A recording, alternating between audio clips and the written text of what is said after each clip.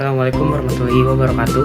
Perkenalkan, nama saya Muhammad Adit Madante dari kelas 9, siswa SMP Plus Al Wafa.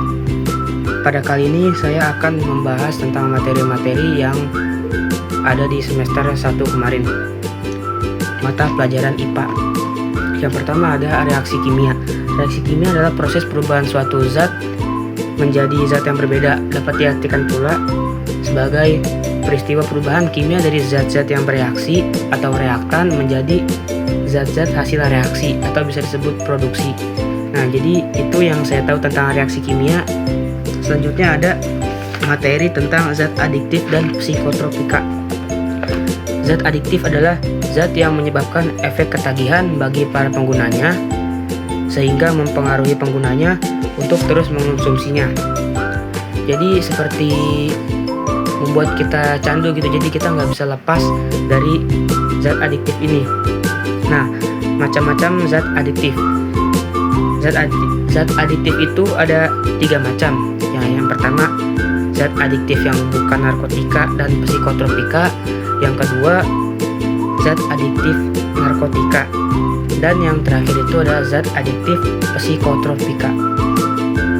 Lalu kita mulai masuk ke materinya. Zat adiktif yang bukan narkotika dan psikotropika itu contohnya satu ada rokok. Nah, rokok ini mengandung zat adiktif yang dapat merusak kesehatan dan menyebabkan berbagai macam penyakit, diantaranya penyakit paru-paru, jantung, bahkan bisa menyebabkan kematian. Nah, jadi kita tuh jangan sampai menyentuh hal-hal seperti itu, seperti contohnya nih rokok, karena rokok itu dapat menyebabkan efek candu gitu. Jadi kita nggak akan bisa lepas kalau udah kecanduan, jadi kita nggak akan bisa lepas dari rokok. Selanjutnya ada zat-zat berbahaya yang terkandung di dalam rokok ini. Yang pertama itu ada aseton. Aseton itu bahan utama penghapus cat dan cat kuku. Yang kedua ada metanol. Metanol itu bahan bakar roket. Yang ketiga itu ada naftalena. Naftalena itu bahan untuk kapur barus. Selanjutnya ada kadmium, dipakai pada aki mobil. Terus ada karbon monoksida. Karbon monoksida itu sama dengan gas yang keluar dari knalpot. Selanjutnya ada benzopirene, ada vinyl klorida, bahan untuk membuat plastik PVC. Lalu ada asam sianida, gas yang beracun. Ada toluidin, ada amonia, bahan yang digunakan untuk membersih lantai. Ada uretan, ada toluena, pelarut industri. Ada arsenik yang sering digunakan sebagai bahan racun tikus. Ada fenol yang digunakan untuk bahan plastik dan disinfektan. Ada butana, bahan bakar korek api. Dan ada polonium sebagai bahan radioaktif. Nah, jadi bagi para perokok itu, mereka tuh tanpa sadar bahwa mereka tuh menghisap bahan-bahan yang sangat berbahaya itu. Jadi kayak mereka tuh menghisap bahan pembersih lantai, bahan bakar roket, asap knalpot. Nah, jadi itu tuh udah jelas-jelas banget kalau itu tuh sangat berbahaya bagi kesehatan diri, baik jantung, paru-paru atau sebagainya. Nah, selanjutnya akibat-akibat yang ditimbulkan dari rokok itu ada banyak ya. Yang pertama tuh pengaruh secara langsung. Pengaruh secara langsungnya itu contohnya peningkatan denyut jantung, berkeringat, nafas bau, mual-mual, dan pusing. Itu merupakan contoh efek pengaruh secara langsung. Pengaruh pada sistem pernapasan itu dapat menyebabkan kanker paru-paru, kanker jantung, berdahak, sulit bernapas, dan menyebabkan radang saluran pernapasan, misalnya itu bronkitis.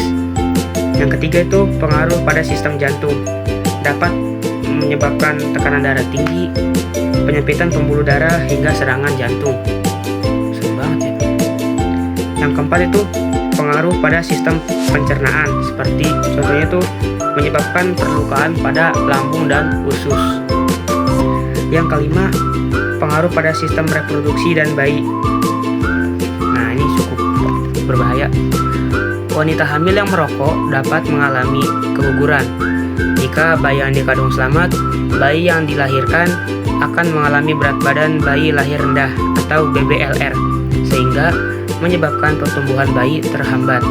Jadi buat bapak-bapak nih yang punya istri lagi hamil, stop merokok ya, soalnya itu akan berdampak juga ke anaknya. Cuma sekian kata-kata aja. Lanjut, yang terakhir itu pengaruh pada sistem saraf. Rokok menyebabkan pembuluh darah menyempit sehingga menyebabkan stroke. Nah, jadi itu dia akibat-akibat yang ditimbulkan dari merokok. Yang selanjutnya itu, kalau tadi kan itu rokok dari tembakau. Nah, kalau yang sekarang ini adalah rokok elektrik atau vape atau pot ya. Biasanya rokok elektrik itu zaman sekarang tuh udah nggak pakai rokok tembakau. Sekarang anak-anak muda kebanyakan pakai rokok elektrik, vape atau pot ini. Nah, zat-zat berbahayanya yang ada dalam rokok elektrik ini itu yang pertama ada nikotin, yang kedua ada VOC, volatile organic compounds, yang ketiga ada diethylene glycol, acetaldehyde, acrolein, benzena, dan logam. Nah, jadi itu kita kalau misalkan ngerokok pakai rokok elektrik itu kita sama aja kayak menghisap besi-besi kecil yang ada dalam vape itu. Nah, selanjutnya ada materi tentang minuman keras. Minuman keras juga terbagi menjadi 3 golongan. Yang pertama ada golongan A, yaitu minuman keras yang berkadar alkohol 1-5%. Jadi kadar alkoholnya itu masih rendah, tapi sama aja nggak boleh diminum, guys. Yang kedua ada golongan B, yaitu minuman keras yang berkadar alkohol 5%-20%. Nah, di golongan B ini kadar alkoholnya tuh sudah mulai cukup tinggi ya, 5%-20%. Yang ketiga itu ada golongan C. Yang golongan C itu terkandung kadar alkoholnya itu 20%-45%. Ini cukup tinggi sekali kadar alkoholnya, sangat-sangat berbahaya. Nah, selanjutnya itu akibat-akibat yang ditimbulkan dari minuman beralkohol ini. Yang pertama itu kehilangan keseimbangan tubuh. Yang kedua, pernapasan menjadi lambat. Yang ketiga, kehilangan selera makan serta kekurangan vitamin. Yang keempat, menyebabkan pembengkakan pada jantung sehingga menyebabkan gagal jantung. Lanjut, yang kelima ada pengaruh alkohol pada sistem saraf pusat, yaitu menyebabkan fungsi otak melambat. Jadi kalau kita minum alkohol ini tuh berpikir kita tuh menjadi lambat ya, otak itu berfungsinya melambat. Lalu akan menyebabkan radang hati atau sirosis yang sangat berbahaya bagi tubuh ya. Jadi kalau kita minum alkohol tuh dampaknya banyak ya, dampak dari dalam, dampak dari luar. Nah, salah satu contohnya itu yang saya tahu tuh kita menjadi tidak fokus gitu. Jadi yang saya tahu tuh ketika kita habis minum alkohol tuh pandangan langsung buram ya, jadi kayak seolah-olah kita tidak bisa melihat apa-apa karena itu efek dari otak sama gampang ngantuk, katanya gampang ngantuk ya. Nah, selanjutnya itu ada teh. Teh juga itu termasuk ke dalam zat adiktif karena mengandung tein. Tein itu senyawa yang mirip seperti kafein pada kopi. Kandungan-kandungan yang ada di dalam teh itu ada, yang pertama ada polifenol, yang kedua ada vitamin E, vitamin C, vitamin A, dan selain kandungan yang bermanfaat, teh juga mengandung senyawa-senyawa yang kurang baik. Nah, jadi teh juga nggak selalu sehat, nggak selalu mengandung zat-zat yang baik. Teh juga mengandung senyawa-senyawa yang kurang baik. Contohnya itu tein. Tein itu menyebabkan proses penyerapan makanan terhambat sehingga kurang baik dikonsumsi dikonsumsi oleh anak di bawah usia 2 tahun. Nah, jadi kalau misalkan anak usia di bawah 2 tahun itu sebenarnya belum boleh minum teh ya. Nah, minum teh juga ada batas amannya. Batas amannya itu sehari itu 750 mg atau setara 5 cangkir yang berukuran 200 ml.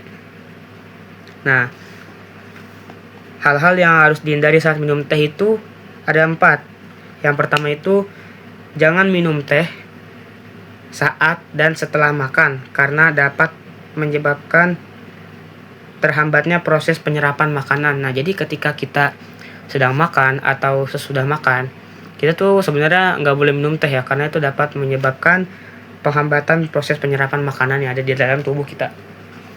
Yang kedua itu jangan minum teh saat perut kosong, karena teh meningkatkan produksi asam lambung. Nah, jadi ketika kita ingin minum teh, setidaknya kita sudah, kalau misalkan nggak mau makan berat, kita udah ngemil, tapi ngemilnya yang ngemil berat lah. Jadi jangan minum teh saat perut kosong, itu nggak boleh ya. Yang ketiga itu hindari meminum teh dicampur dengan gula karena menyebabkan kandungan zat-zat baiknya berkurang. Nah, jadi sebaiknya kita tuh minum teh yang pahit, karena kalau misalkan kita minum teh yang manis itu, manis dari gulanya itu dapat menghilangkan zat-zat baik yang ada di dalam teh tersebut. Jadi sebaiknya kita minum teh pahit.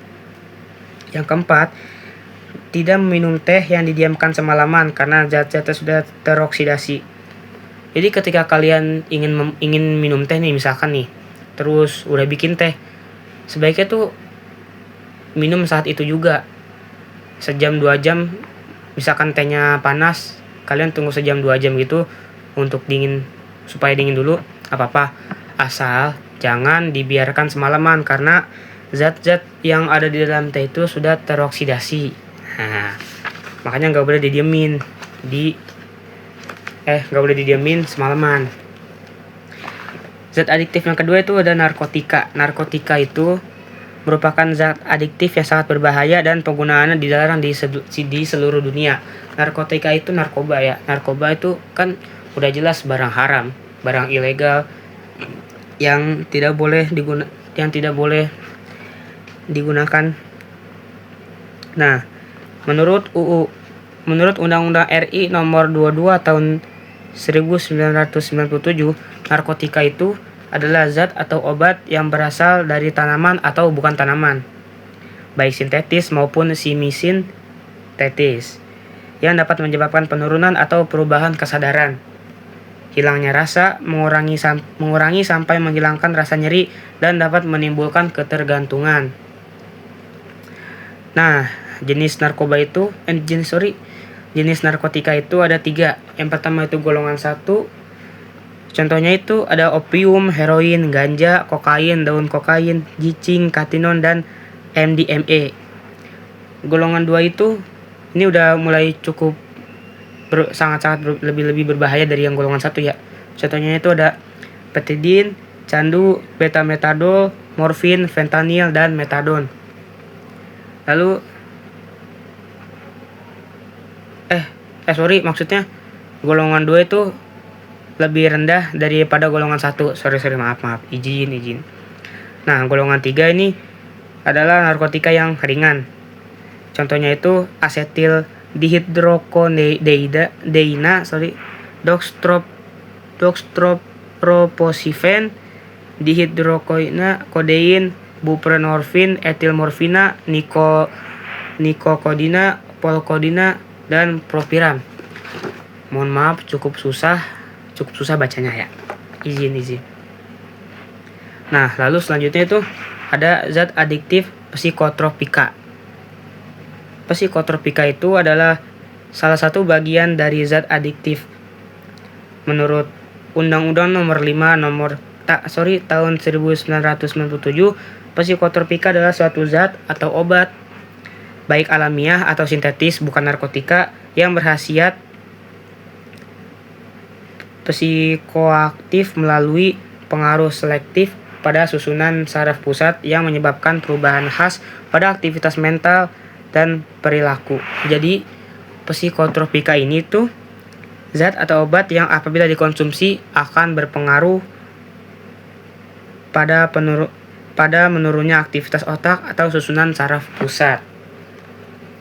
Nah, jadi zat adiktif psikotropika itu sangat-sangat berbahaya ya. Jadi kita tidak boleh menggunakannya.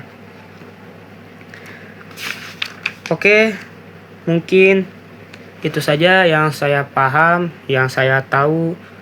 Kurang dan lebihnya mohon dimaafkan. Maaf jika ada salah kata. Sekian, terima kasih dari saya. Wassalamualaikum warahmatullahi wabarakatuh.